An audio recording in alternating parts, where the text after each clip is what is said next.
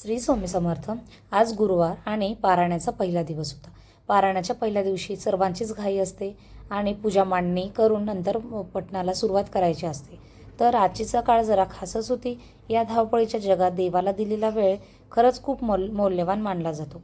वेळ कोणाकडेच नसतो बघा, पण तो काढावा लागतो आणि आज तसंच माझ्यासोबत घडलं। गुरुचरित्र पारायण हे माझं 5वं वर्ष आहे। म्हणजे याआधी मी चार पारायण केलेले आहे।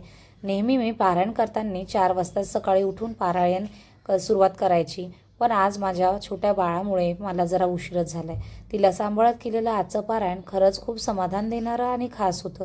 देवापेक्षा मोठं काही नसतं आणि मुलांपेक्षा जवळचंही कोणी नसतं। देवाला म्हणूनच दोन्ही हा वेळ द्यावाच लागतो। तर आज पारायणाचा पहिला दिवस होता। गुरुवारची पवित्र सुरुवात होती।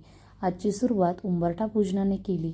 हळदीचा लेप लावून घराच्या उंबरठ्यालाच पवित्र केलं होतं, कारण जिथे देवाचं स्मरण होतं तिथे प्रत्येक कोपरा मंदिरच बनतो। त्यानंतर घर पारायणासाठी पूजा मांडणी सुरू केली। सर्व साहित्य प्रेमाने आणि श्रद्धेने मांडलं होतं। सर्वप्रथम गणपती बाप्पाचा अभिषेक करून पूजा केली, कारण प्रत्येक शुभ कार्याची सुरुवात त्यांच्याशिवाय पूर्ण होत नाही।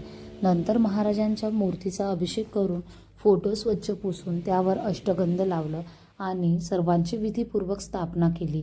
नैवेद्य अर्पण करून शांत मनाने माळ जप करणार आणि मग भक्तिभावाने पारायण वाचायला सुरुवात करणार होते। आजचा अनुभव फक्त पूजा नव्हती, तर मन, घर आणि विचार शुद्ध करण्याचा एक सुंदर प्रतिक्रिया होती।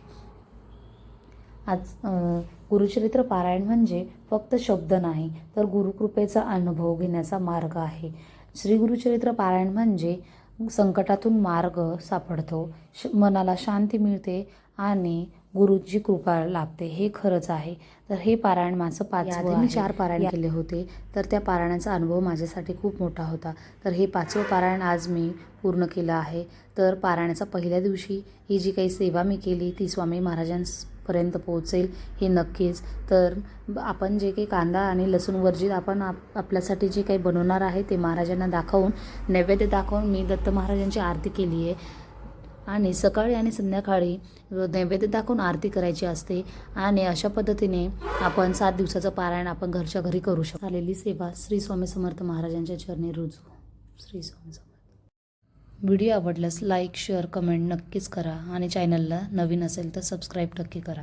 भेटूया नेक्स्ट व्हिडिओमध्ये। तोपर्यंत सर्वांना श्री स्वामी समर्थ।